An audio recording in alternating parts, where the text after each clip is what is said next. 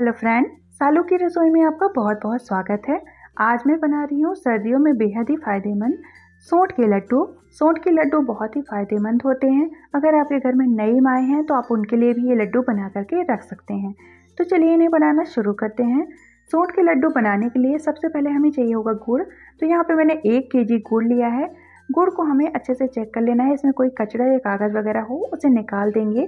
अगर आपको पुराना गुड़ मिल जाए तो वो सबसे बढ़िया होता है, अगर ना मिले तो आप किसी भी गुड़ का इस्तेमाल कर सकते हैं। तो गुड़ को हमें कूट लेना है, क्योंकि ये बिल्कुल खड़े खड़े गुड़ हैं, तो बिल्कुल बारीक हम गुड़ को कूट लेंगे।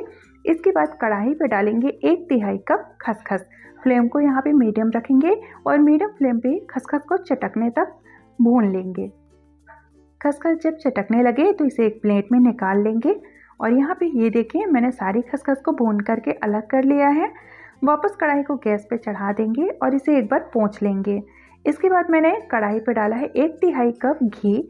अब हम कुछ ड्राई फ्रूट्स को फ्राई करेंगे। तो यहाँ पे मैंने 1 कप लिया है काजू। अब काजू को हमें हल्का सा सुनहरा होने तक फ्राई करना है।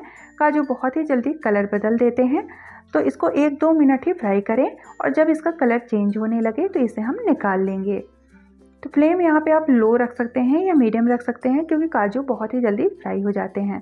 काजू मैंने सारे निकाल लिए हैं फ्राई करके। तो वापस उसी कढ़ाई पे मैंने डाला है 1 कप बादाम। बादाम भी हल्के से कलर चेंज होने तक ही फ्राई करना है। ये अपने आप ही चटकने लगेंगे तो इन्हें हम निकाल लेंगे। बादाम को फ्राई करते समय थोड़ा सा ध्यान रखिएगा, बादाम फूटते हैं तो सावधानी से इन्हें फ्राई करें।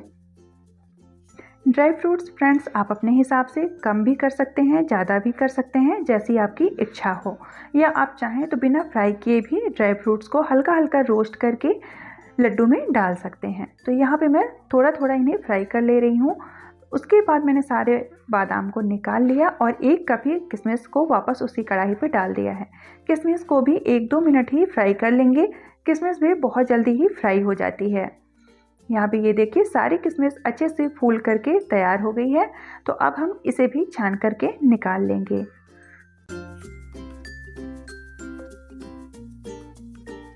तो ये देखिए, सारी किशमिश को भी निकाल लेंगे इसी तरीके से। और अगर इनमें से कोई सा भी ड्राई फ्रूट्स आपको पसंद ना हो तो आप उन्हें बहुत ही आसानी से स्किप भी कर सकते हैं।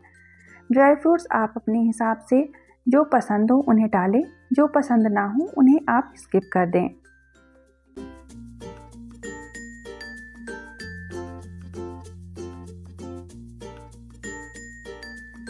और यहाँ पे ये देखिए, सारी किशमिश को भी फ्राई करके हमने निकाल लिया है।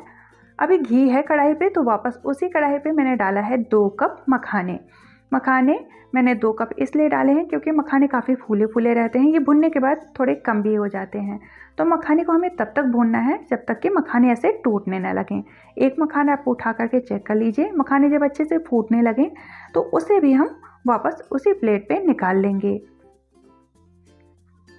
तो यहाँ पे मखाने, काजू, बादाम और किशमिश को हमने फ्राई करके और भून करके निकाल लिया है। ये देखिए, अब उसी कढ़ाई पे डालेंगे 1/3 कप फिर से घी। और इसके बाद मैंने डाला है आधा कप गोंद। और गोंद को भी हम धीमी आंच में अच्छे से फ्राई कर लेंगे। आप देखेंगे 1-2 मिनट बाद ही गोंद भी अच्छे से फूल करके तैयार हो गई है। अगर आपको घी गोंद को फ्राई करते समय कम लगे तो 1-2 चम्मच घी का इस्तेमाल और कर सकते हैं। वैसे अगर आप धीमी आंच में अगर गोंद को फ्राई करेंगे तो आप पेशेंस के साथ फ्राई करिए, ये अपने आप सारी गोंद अच्छे से फ्राई हो जाती है। तो यहाँ पे मैंने सारी गोंद को भी फ्राई करके निकाल लिया है। अब इसके बाद चलते हैं हम इन्हें पीसने के लिए। तो यहाँ पे मैंने गोंद को भी फ्राई करके निकाल लिया है, सारे ड्राई फ्रूट्स ठंडे भी हो गए हैं। तो किशमिश को छोड़ देंगे और इसके बाद बाकी के सारे ड्राई फ्रूट्स, बादाम, काजू और मखाने और गोंद को हमें दरदरा पीस लेना है। आप चाहें तो किसी बेलन की मदद से कागज़ में ये ड्राई फ्रूट रख के फोड़ सकते हैं, या मिक्सी के जार में हल्का हल्का 1-2 बार चला करके इन्हें दरदरा पीस सकते हैं। तो मैं इन्हें जार में डाल के दरदरा पीस रही हूँ। तो सबसे पहले मैं डाल रही हूँ गोंद, क्योंकि गोंद चिपक जाती है। तो गोंद को यहाँ पे मैंने दरदरा पीसा है, लेकिन ये गोंद अपने आप सारी जार में चिपक गई है।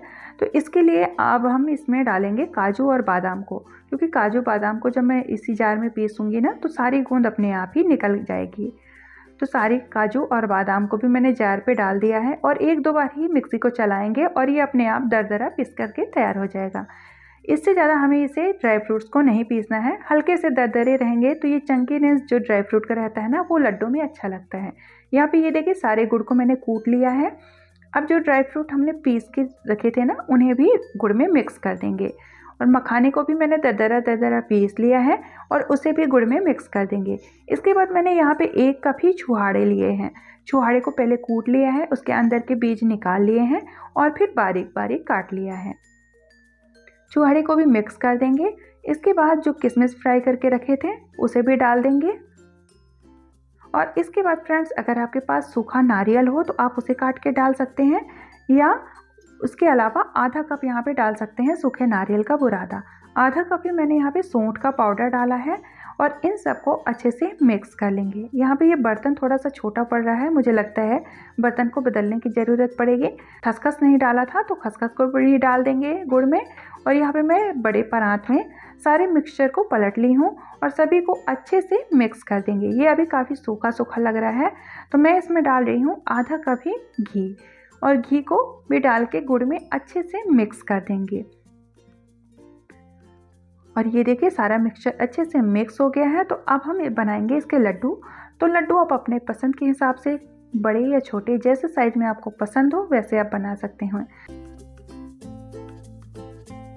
तो ये देखिए 1 लड्डू यहाँ पे मैंने बना लिया है। ये मीडियम साइज का मैंने लड्डू बना करके तैयार कर लिया है और ये देखिए कितना बढ़िया लड्डू दिख रहा है, बन करके तैयार हो गया है। तो इसे एक प्लेट में निकाल लेंगे। वापस इसी तरीके के बाकी के सारे लड्डू भी हमें बना लेना है। अगर आपके घर में कोई हो तो आप उसकी भी हेल्प ले सकते हैं इन लड्डू को बनाने के लिए, या अगर आप अकेले बना सकते हैं तो आप बिल्कुल आसानी से इस लड्डू को बना करके तैयार कर सकते हैं। तो ये देखिए बातों बातों में दूसरा लड्डू भी बन गया। इसी तरीके से बाकी के सारे लड्डू बना लेंगे और ये बन करके तैयार हैं सौंठ के लड्डू। ये लड्डू आप बना करके खाइए, ये आपको बहुत ही फ़ायदेमंद लगेंगे और बहुत ही स्वादिष्ट लगेंगे। तो ये लड्डू की रेसिपी आपको कैसी लगी फ्रेंड्स, बताइएगा ज़रूर। रेसिपी अगर पसंद आती है तो प्लीज़ लाइक, शेयर और सब्सक्राइब ज़रूर कीजिएगा। और ये देखिए सौंठ के लड्डू बन करके तैयार हैं, कितने ही बढ़िया दिख रहे हैं। तो आप इस सर्दी के सीज़न में इस सौंठ के लड्डू को बना करके खाइए। ये सौंठ के लड्डू आपको बेहद पसंद आएंगे।